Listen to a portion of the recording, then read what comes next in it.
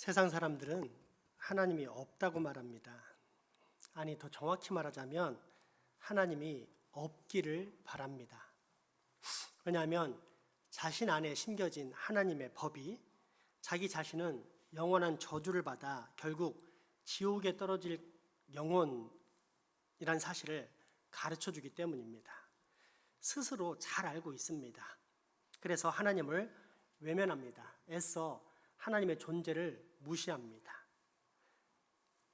장차 선악간의 모든 행위에 대해 심판이 있을 것이다 라는 사실도 듣고 싶어 하지 않습니다. 양심을 마비시킵니다. 그렇게 내 속에서 들려오는 소리에 귀를 닫습니다. 그래야만 편하기 때문입니다. 문제는 그 영혼의 소리가 사실이라는 것입니다.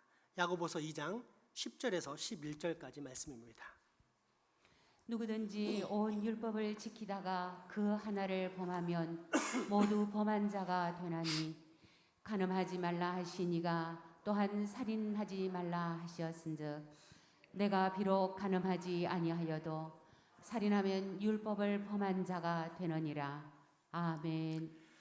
항상 반드시 지켜야만 하는 유대인의 율법이 총 613계명 정도 된다고 하는데 차치하고 대표적으로 10계명에만 들어보겠습니다. 여러분, 지난 한 달간 다른 신을 섬기거나 우상 숭배를 한 적이 있습니까? 아마 없을 것입니다. 그러나 안식일을 기억하여 거룩하게 지키지 못한 사람은 있을 것입니다. 그러면 그는 저주의 형벌을 받고 지옥에 들어갑니다. 하나님 율법을 온전히 다 지키지 못했기 때문입니다. 지난 한 달간 하나님의 이름을 함부로 부른 사람이나 혹시 사람을 죽인 사람이 있습니까? 아마 없을 것입니다. 그러나 부모님을 공경하지 않은 사람, 곧 부모님의 말씀에 철저히 순종하지 못한 사람은 있을 것입니다. 그러면 그는 저주의 형벌을 받고 지옥에 들어갑니다. 반드시 그리고 항상 지켜야 할 하나님의 율법을 온전히 다 지키지 못했기 때문입니다. 지난 한 달간 간음하거나 도둑질을 한 사람이 있습니까? 아마 없을 것입니다. 그러나 거짓말을 했거나 아니면 이웃의 잘됨을 부러워하고 시기한 사람은 있었을 것입니다. 그러면 그는 저주의 형벌을 받고 지옥에 들어갑니다. 네 이웃에 대해서 거짓 증거하지 말라는 제9계명과 내 이웃의 집을 탐내지 말라라는 제10계명을 어김으로 결국 하나님의 율법을 무시했기 때문입니다. 그렇다면 이 세상에 하나님의 율법을 지킴으로써 구원 얻을 만한 사람이 있다는 뜻입니까? 없다는 뜻입니까? 없습니다. 따라서 이 세상 모든 인생은 죄인이라 선고되어 영원한 지옥 형벌을 받을 수밖에 없습니다. 그러므로 이제 사람에게는 딱 두 가지 선택밖에 없습니다. 하나는 서두에서처럼 외면 또는 무시하는 것입니다. 그리고 이를 부추기는 사탄은 양의 탈을 쓰고 부드러운 목소리로 이렇게 속삭입니다. 죽은 뒤에 심판? 죽음은 그냥 끝 아니야? 하나님이 과연 있을까? 에이, 단순하게 살자. 인생을 뭐 그리 복잡하게 사냐? 까르페 디엠, seize the day, let it be. 그냥 되는 대로 살자. 골치 썩지 말고 단순하게 살자. 하루하루 그냥 즐기며 살자. 행복하게 살자. 그게 잘 사는 거야. 그러나 사냥꾼이 무섭다고 도망가다가 숯불 속에 머리만 넣고 눈을 꽉 감은 채 숨은 토끼는 결국 노출된 엉덩이 때문에 그 사냥꾼에게 잡힐 수밖에 없습니다. 무시하거나 외면한다고 해서 우리에게 다가오고 있는 영원한 형벌의 문제를 해결할 수 없다는 뜻입니다. 또 다른 방법은 진지하게 구원의 길을 찾는 것입니다. 무엇보다도 하나님의 말씀인 성경을 살펴보는 것입니다. 그런데 성경은 우리 인생이 구원받을 수 있는 길이 어디에 있다고 가르쳐 줍니까? 복음, good news, 좋은 소식, 복된 소식에 있다고 가르쳐 줍니다. 이 좋은 소식, 복음을 한마디로 말하면 그리스도입니다. 왜 그리스도 예수가 복음입니까? 첫째, 이 땅에서 하나님의 율법을 다 지키지 못했기에 영원한 형벌을 받고 지옥에 가야만 하는 죄인인 나를 위해 예수님이 대신 그 모든 죄값을 치르셨기 때문입니다. 둘째, 첫째 아담이 실패한 모든 율법 준수를 둘째 아담이신 예수님이 다 지키심으로 완전한 의인이 되셨고, 누구든지 이 예수를 구주로 믿으면 그에게 있는 그 모든 의가 나에게도 전달되기 때문입니다. 하나님께로부터 의인이라고 인정받는 것입니다. 따라서 죄의 문제를 해결하여 하나님과 화목을 이루고 무엇보다도 예수로 말미암아 하나님께 의롭다 인정받은 사람은 영원한 지옥 형벌의 죽음에서 벗어나 생명의 길로 들어가게 됩니다.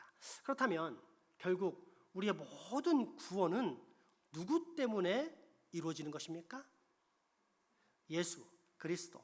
따라서 우리는 예수를 복음이라고 부르며 또한 이 복음이신 예수 그리스도를 믿는 신앙의 사람을 그리스도인이라고 부릅니다. 하지만 이 모든 것은 다 사기일 수도 있습니다. 만약 십자가에서 죽으신 예수님이 부활, 즉 다시 살아나지 않으셨다면 말입니다. 그런데 예수님이 다른 세상의 모든 죽은 자들과 같이 무덤에 누워 있었습니까? 아닙니다. 다시 살아나셨습니다. 부활하셨습니다. 마가복음 28장이 증거합니다. 천사가 여자들에게 말하여 이르되 너희는 무서워하지 말라. 십자가에 못 박히신 예수를 너희가 찾는 줄을 내가 아노라. 그가 여기 계시지 않고 그가 말씀하시던 대로 살아나셨느니라. 와서 그가 누우셨던 곳을 보라. 아멘. 그러므로 부활이란 복음의 확증, 곧 하나님께서 이 땅에 보내신 구원의 선물이 예수 그리스도라는 사실을 확실히 증명하는 사건이요, 또한 그 복음으로 인해 우리가 얻게 될 성경의 그 모든 유익도 실제라는 사실을 입증해주는 위로의 사건입니다. 어떤 위로입니까? 첫째, 죽음 이후에 우리가 들어갈 영원한 세계가 있다는 위로입니다. 오늘 본문 20장 16절에서 17절까지 말씀입니다. 예수께서 마리아야 하시거늘 마리아가 돌이켜 히브리 말로 라보니 하니 이는 선생님이라 하는 말이라. 예수께서 이르시되 나를 붙들지 말라. 내가 아직 아버지께로 올라가지 아니하였노라. 너는 내 형제들에게 가서 이르되 내가 내 아버지 곧 너희 아버지 내 하나님 곧 너희 하나님께로 올라간다 하라 하시니 아멘. 처음에 마리아는 부활하신 예수님을 알아보지 못했습니다. 그러다가 비로소 예수님을 깨닫고 너무 좋아서 껴안으라고 했습니다. 이때 예수님 말씀하십니다. 아직 만지지 마라. 내가 아버지께로 올라가지 않았다. 부활하신 예수님은 이 땅에서 제자들과 함께 하시다가 40일 뒤 공식적으로 모든 사람들이 보는 앞에서 승천하시게 됩니다. 하지만 그전 부활 직후인 지금 가장 먼저 할 일이 하나 있는데 그것은 하나님 아버지를 뵈러 갔다 와야 한다는 것입니다. 자, 그러면 여기서 우리는 서두의 문제가 간단히 해결된다는 사실을 알 수 있습니다. 죽으면 끝이라는 말입니까? 아니면 죽음 이후에 또 다른 세계가 있다는 뜻입니까? 그렇습니다. 죽음 이후에는 아무것도 없다거나 죽으면 먼지가 된다는 불신자나 또는 죽음 이후에 뭐가 있을지 누가 아느냐는 불가지론자들과 달리 우리 그리스도인들은 죽음 이후에 또 다른 세계가 있다는 사실을 분명히 압니다. 뿐만 아니라 우리는 그 세계가 영원한 생명의 나라이며 그 나라에 내가 들어갈 것이다 라는 사실도 분명히 합니다. 왜냐하면 우리는 완전한 복음이요 또 죽었다가 다시 살아나신 예수 그리스도를 믿는 부활신앙의 사람이기 때문입니다. 그러므로 부활신앙은 우리에게 큰 위로를 주는데 그것은 죽음 이후 우리에게는 돌아갈 고향이 있다는 확신의 위로입니다. 둘째, 돌보심의 위로입니다. 다시 오늘 본문 요한복음 20장 16, 17절 말씀을 보겠습니다. 예수께서 마리아야 하시거늘 마리아가 돌이켜 히브리 말로 라보니 하니 이는 선생님이라는 말이라. 예수께서 이르시되 나를 붙들지 말라. 내가 아직 아버지께로 올라가지 아니하였노라. 너는 내 형제들에게 가서 이르되 내가 내 아버지 곧 너희 아버지 내 하나님 곧 너희 하나님께로 올라간다 하라 하시니. 아멘. 한 달 전 코로나를 알았을 때입니다. 비록 하루 정도만 열이 나고 한기가 드는 가벼운 증상이었지만 아프다 보니 그 순간에는 많이 외롭고 정감 있는 터치가 그리웠습니다. 다행히 모든 가족들이 앓고 난 후에 제가 뒤늦게 감염돼 알았기 때문에 또다시 감염의 위험은 없었습니다. 침대에 누워 아들, 딸을 불렀습니다. 아들 이리 와, 딸 이리 와봐. 아빠가 아픈데 아빠 머리 좀 만져줘봐. 그러면 아빠가 빨리 나을 것 같아. 손을 얹는다고 금방 낫겠습니까? 그러나 손을 얹어 사랑이 전달되면 그 손의 위로가 마음을 감동시키고 그 마음의 감동이 내 몸의 면역력을 증강시켜 훨씬 더 빨리 바이러스를 이겨낼 수 있는 것입니다. 그러나 이미 코로나부터 자유로워진 아이들은 형식적으로 만져주기만 했고 이내 실증이 났는지 얼른 그 자리를 뜨고 싶어하는 눈치였습니다. 더 붙잡고 싶었지만 자식 이기는 부모 없다고 결국 아이들에게 고맙다면서 할 일 하라고 내보냈습니다. 그러나 본전 생각이 나는 것은 어쩔 수 없었습니다. 자기들 아플 때는 내가 열심히 만져주고 안아주고 때로는 하루 종일 병원에서 들고 서 있을 만큼 정성을 다해 키웠는데 아빠가 아프니까 정작 딴청 피우며 자기들 하고 싶은 것을 빨리 하려고 귀찮아하면서 외면하는 모습이 정말 서운하고 얄미웠습니다. 그럼에도 불구하고 아내에게는 부탁하지 않았습니다. 성장할 때 늘 빨고 물고 만져주고 안아주면서 마음껏 사랑 표현을 하는 본가의 끈끈한 가족 문화와 달리 처가의 문화는 내 할 일은 내가 알아서 한다 라는 매우 독립적이고 자립적인 경상도 특유의 무관심한 듯한 무뚝뚝 정문화였기 때문입니다. 실제로 제가 아팠을 때 저에게 가장 큰 관심을 가지고 돌보아준 사람들은 다 담당 의사나 간호사 또는 동병상련의 시간을 함께 나누고 있던 옆 병상의 환자들이었습니다. 그런데 재밌는 것은 아내가 신랑집 문화에 맛을 들였는지 자기 아플 때는 꼭 남편이 돌봐주기를 기대한다는 것입니다. 그러니 우리 집에서 저는 늘 피해자입니다. 그러던 지난 주일 오랜만에 본가에 전화를 했는데 아버지 어머니께서 두 분 다 코로나에 걸리셨다는 것입니다.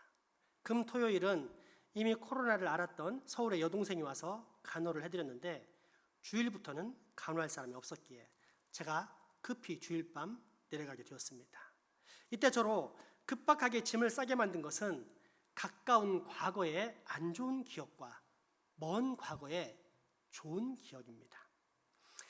가까운 과거의 안 좋은 기억이랑 아까의 그 사건, 곧 내가 아파 외로움 가운데 있을 때 어루만짐을 요구했더니 귀찮아하던 우리 아들, 딸의 사건입니다. 나도 그런 불효자가 되면 안 되겠다는 생각에 얼른 짐을 쌌습니다. 먼 과거의 좋은 기억이란 어린 시절 열병으로 저 땅끝 나라까지 떨어지는 꿈을 꿀 때마다 차가운 물에 수건을 적셔 제 머리를 식혀주셨던 어머니의 위로의 손길입니다. 지금 생각해보면 당시 열병이란 바이러스에 감염된 몸이 그 바이러스를 이겨내고자 열을 낸 것이요, 현재와 마찬가지로 바이러스 감염이란 특별한 약이 없는 탓에 오직 하나님께서 주신 자연 면역력 외에는 치료할 방법이 없었는데 어머니의 따스한 손길이 자연 면역력을 증가시켜 나로 훨씬 더 빨리 그 바이러스를 이길 수 있게 만든 것이었습니다. 위로가 힘이었습니다. 바로 그 생각이 떠올랐습니다. 특별히 이제는 다 늙어 팔순이 되신 아버지 어머니가 병상에 누워 아파하실 때 얼마나 외로우실까라는 생각이 들었고 이 외로움에는 가족의 손길만한 위로가 없다라는 생각에 얼른 차에 오른 것입니다. 사실 그날은 제게 매우 피곤한 날이었습니다. 오후에 학생들을 데리고 4시간 가까이 야구 연습을 했고, 또 저녁을 막 먹고 난 후에는 2차로 아이들과 씨름 경기까지 한 날이기 때문입니다. 제 몸무게의 2배나 되는 아이들과 싸워서 온 마음과 정성과 힘을 다해 3대1로 이겨냈으니 제가 얼마나 피곤했겠습니까? 하지만 제게는 어둠 속에서 활활 타오르는 횃불처럼 한 가지 목적이 활활 불타올랐기에 그 모든 피곤을 다 물리칠 수 있었습니다. 그 목적이 무엇입니까? 그것은 아파서 외로운 부모님에게 내가 예전에 받은 위로의 손길을 다시 돌려드리는 것이었습니다. 그래서 벌떡 일어나 차에 올랐습니다. 도착해 보니 전형적인 코로나 증상으로서 몸에 힘이 하나도 없으셨습니다. 그럼에도 불구하고 자식이 왔다는 소식에 금방 일어나 반겨 맞으셨고, 그렇게 부모님과 저는 한 방에 모이게 되었습니다. 그리고 초췌한 부모님의 몸에 저는 손을 얹으며 가슴 듬뿍 담아온 제 사랑을 전해드렸습니다.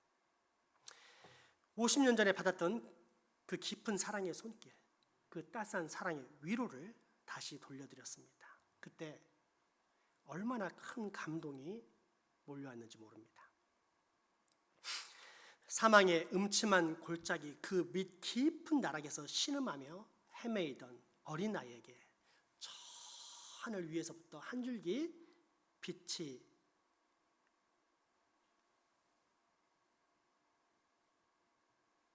내려와 구원함으로 큰 안심과 기쁨을 얻었던 그때의 감동.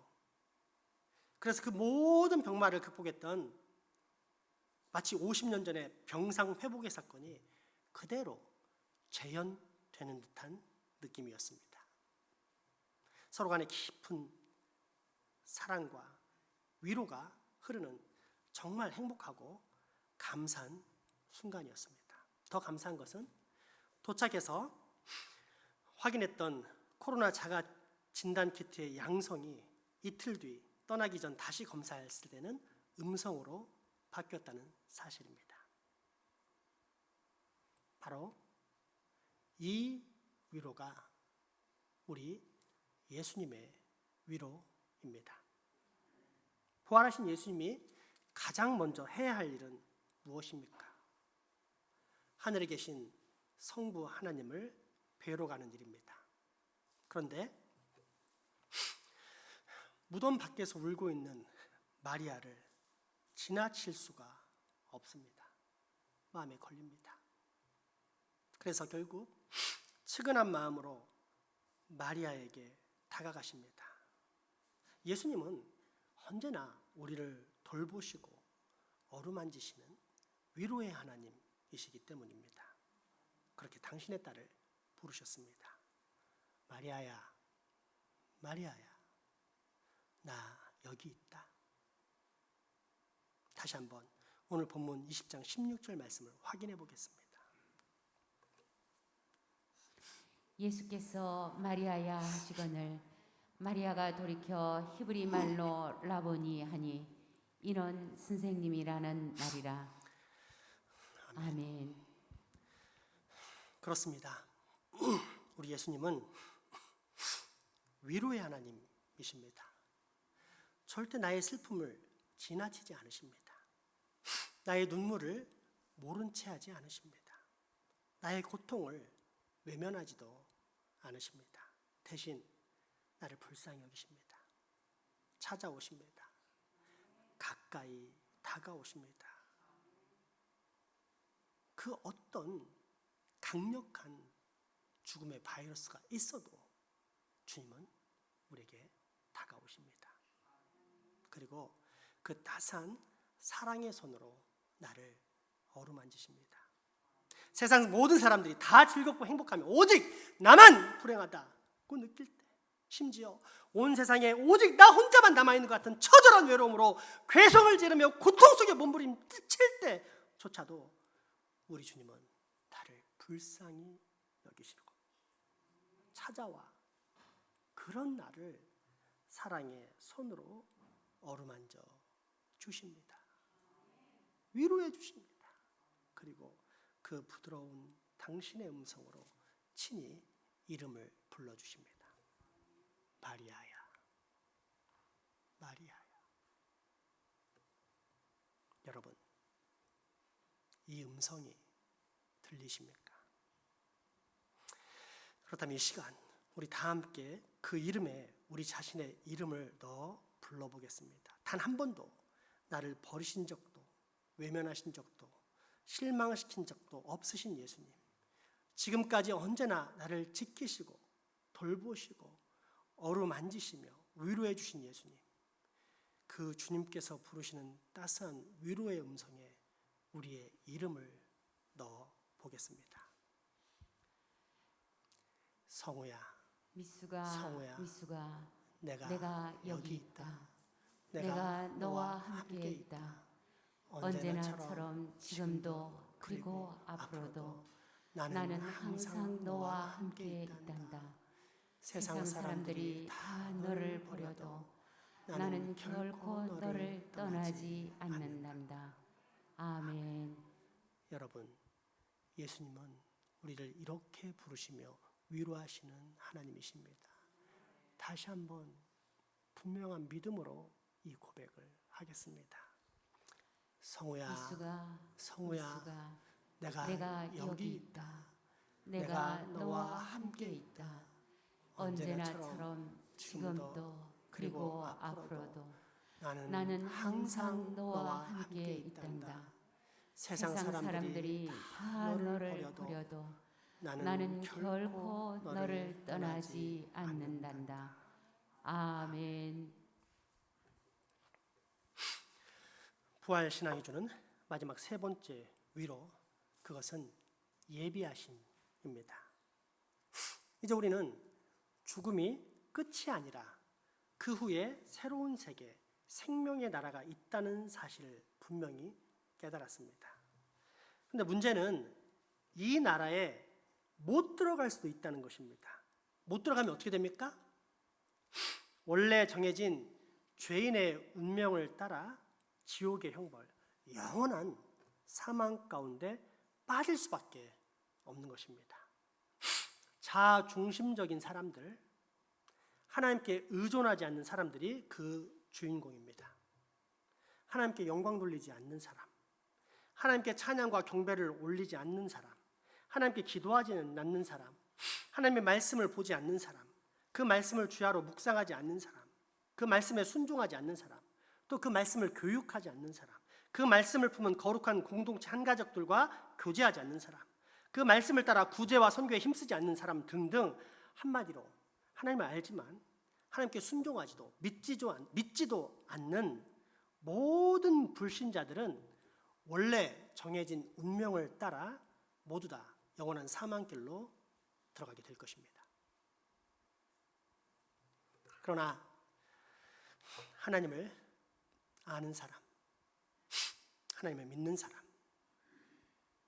하나님께 순종하는 사람, 그래서 하나님께 감사와 영광을 올려드리는 사람, 경배와 찬양을 돌리는 사람, 날마다 그분 앞에 엎드려 사랑을 고백하며 그분의 말씀대로 살아가기를 즐거워하는 사람, 주야로 말씀을 묵상하는 사람, 기도하는 사람, 교제와 봉사, 구제와 선교에 힘쓰는 사람, 하나님을 영화롭게 하고 영원토록 그를 즐거워하는 사람, 즉 우리 그리스도인들은 전혀 걱정할 필요가 없습니다. 왜냐하면 내가 믿는 그리스도, 우리 주 예수님은 내게 필요한 모든 것을 이미 다 준비해 놓으신 예비의 하나님이시기 때문입니다. 요한복음 14장 말씀입니다. 너희는 마음에 근심하지 말라. 하나님을 믿으니 또 나를 믿으라. 내 아버지 집에 거할 곳이 많도다. 그렇지 않으면 너희에게 일렀으리라.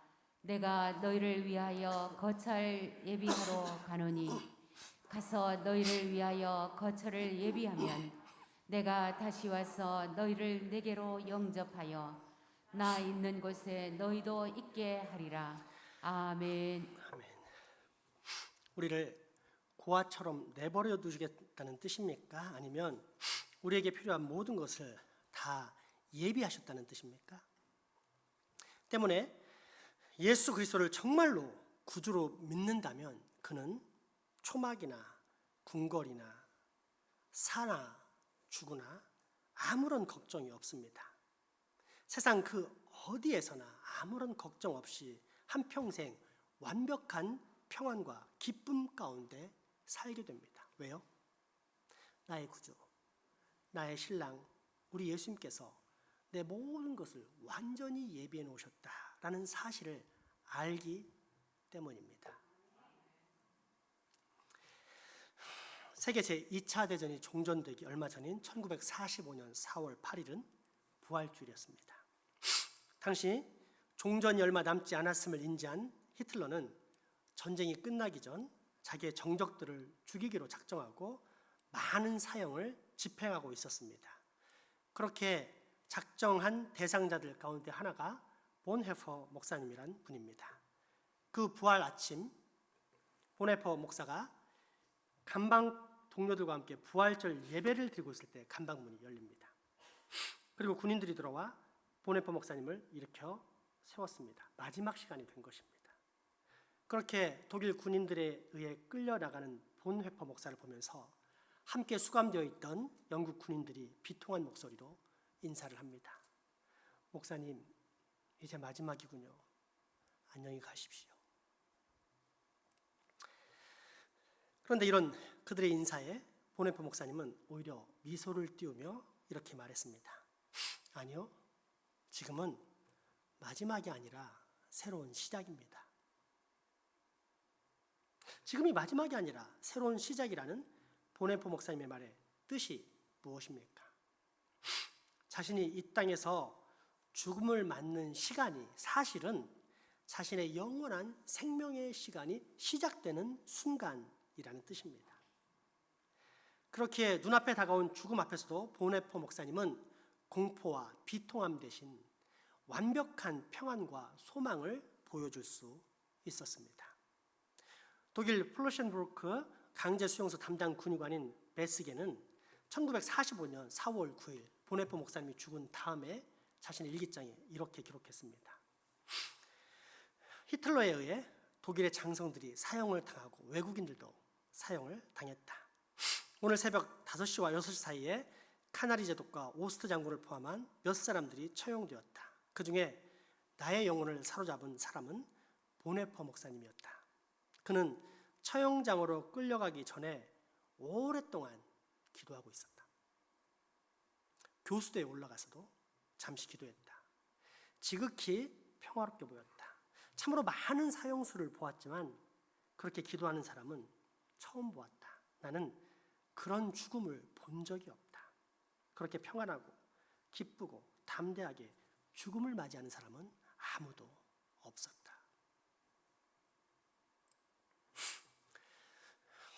본헤퍼 목사님은 어떻게 그런 죽음을 맞을 수 있었습니까?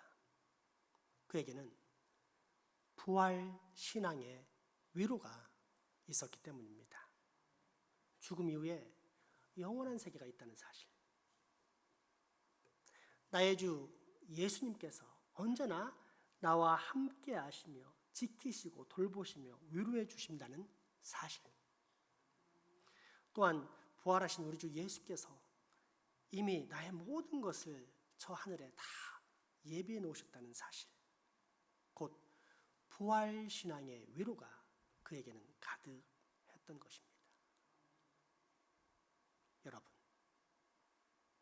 이제 여러분에게 묻겠습니다.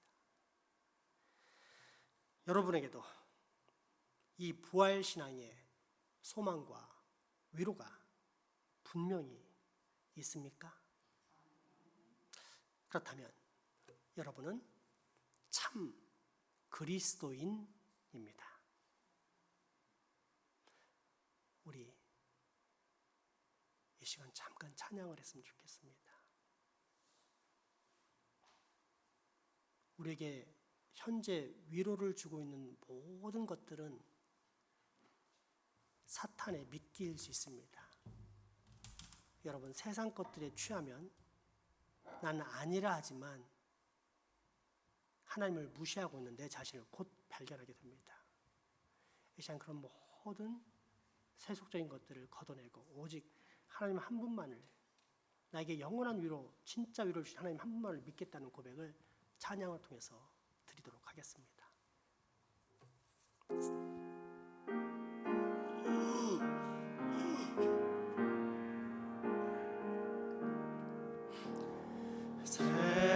세상의 헛된 길을 버리고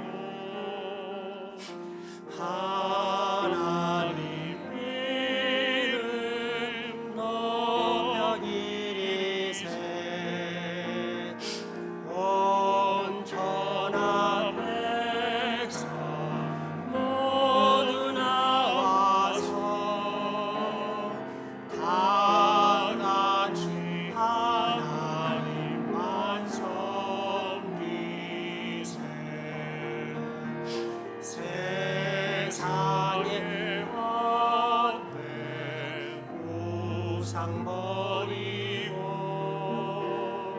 인간의 모든 구비 영화와 거짓과 우물 모두 버리고 온전히 하나님만 섬기세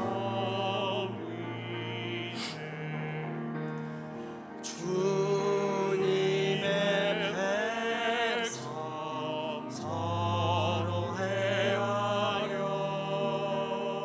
시기와 미움 아주 버리고 하나님만을 홀로 섬기는 전국을 어서 이루어주소서.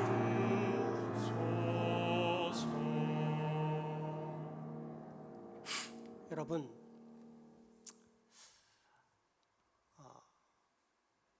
세상에 취해 있으면 우리 인생의 결국 영원한 본질을 상실합니다.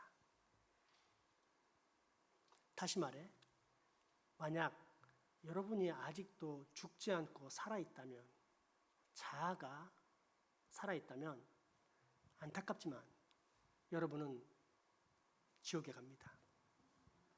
어쩔 수 없는 성경의 진리입니다. 그러므로 여러분 죽어야 합니다. 여러분이 죽고 여러분 안에 예수 그리스도가 살 때 그 예수 그리스도의 부활의 능력으로 여러분도 살아나게 되는 것입니다. 이것을 거듭남, 다시 태어남이라고 말합니다. 이 부활절에 여러분 늘 하는 1년에 한 번 있는 행사로 치르면 여러분은 수십 평생의 부활절을 지난 후에 지옥에 갈 것입니다. 그러나 이 부활절에 나를 죽이고 내가 다시 예수로 태어나겠다라는 부활의 소망과 믿음을 가지면 여러분은 생명의 나라로 들어갈 수 있습니다. 어떤 선택을 하시겠습니까? 세상의 헛된 욕심을 빨리 놓으십시오. 그리고 오직 하나님만을 섬기며 그분의 모든 말씀에 순종하겠다고 결단하십시오. 거기에 우리의 생명이 있습니다. 다시 한번 이 생명의 찬양을 하나님께 올려드립니다.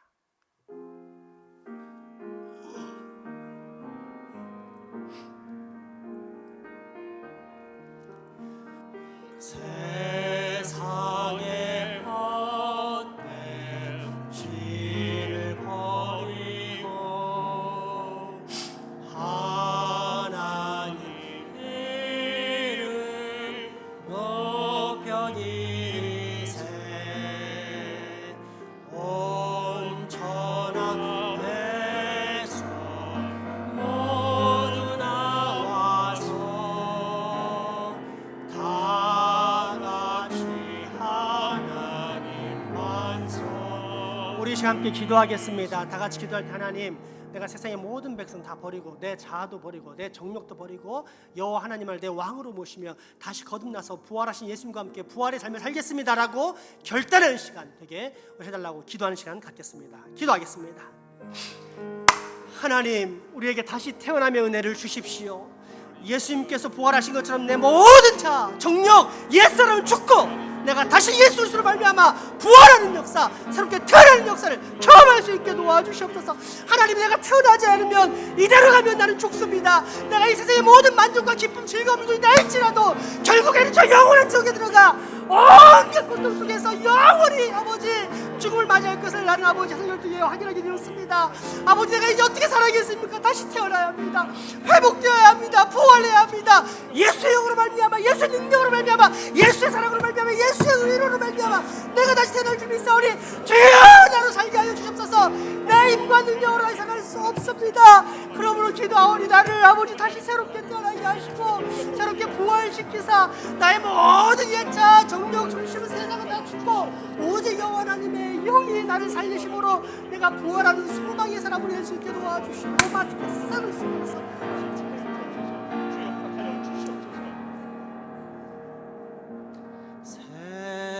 세상에 헛된 우상 버리고 인간의 모든 부귀영화와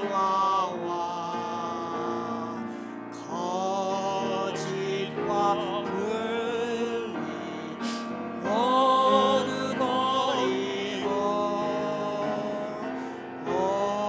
온전히 하나님만 섬기세.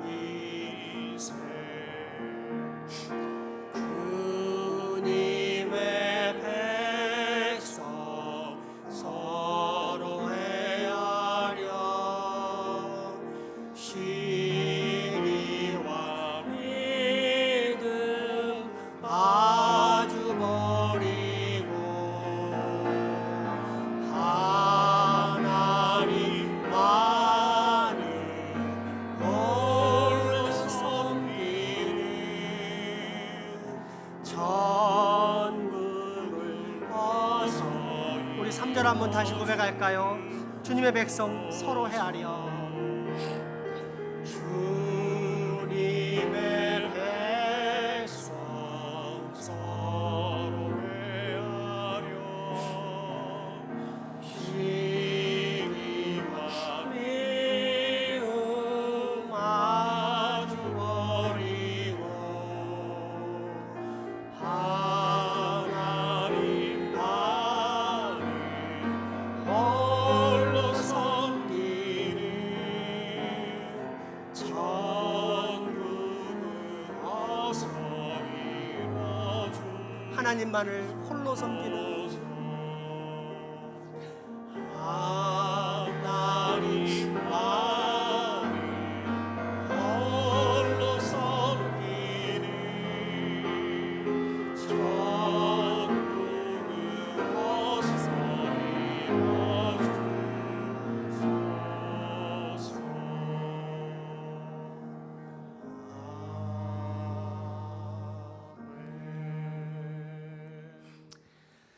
부활의 주님, 우리에게 부활 신앙의 위로를 허락해 주시니 감사합니다. 나를 구원하신 예수님께서 내 모든 인생길을 책임지시고 인도하시고 위로하시며 또한 내게 필요한 모든 것을 다 예비해 놓으시다는 위로와 소망이 언제나 내게 가득 차게 하시고 또한 이 위로와 소망을 꼭 다른 사람에게도 전하는 복을 내가 얻게 하여 주옵소서. 예수 이름으로 기도합니다.